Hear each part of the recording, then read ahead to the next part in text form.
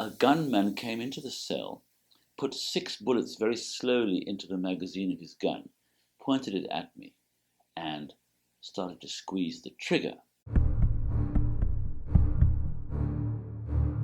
Now the rockets have been taken out of the vehicle. They're being placed here towards Israel, which is just a few hundred meters away, and they're about to fire. So we're going to get out as fast as possible. In 2010, I was in Gaza making a film about a militant Palestinian who'd been firing rockets at Israel but had changed his mind. He was locked up eventually and accused of being a spy. I didn't believe that, because why would he make a film criticizing the regime on which he'd been spying and allowing a Westerner to do so? I went to give evidence in his military trial. When I got there, I was told I was his master spy. I was arrested, I was handcuffed, I was taken to a cell, and then a gunman came into the cell, put 6 bullets very slowly into the magazine of his gun, pointed it at me, and started to squeeze the trigger. I thought, this is the end. I kind of stood up expecting to hear the bang. I thought, well, I don't feel deep fear, because I'd already decided by then that if God had decided that this was the end of my life, who am I to argue? His finger squeezed the trigger, it got halfway across, and suddenly he stopped. It seemed like an age as he was in that position.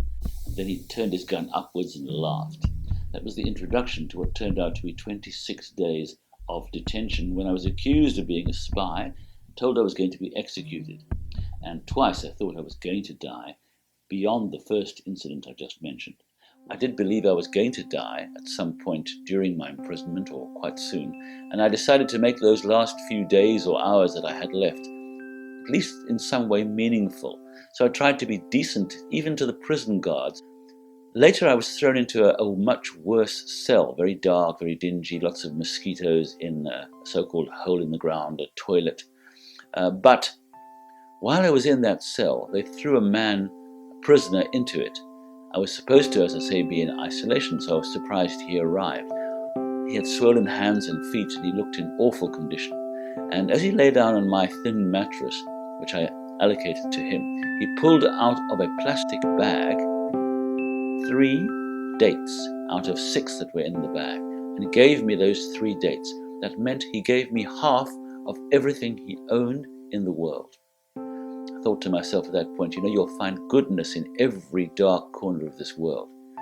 And when I was, I think, miraculously released after 26 days, I made it my mission to try and save Muhammad, who was the man I'd been filming, and to save him from almost certain execution. And to our amazement, through a campaign, we managed to get him out of that prison, and he's still alive today. I have met him secretly, and both of us have learned a great deal, and I think become better people as a result of our trials and tribulations.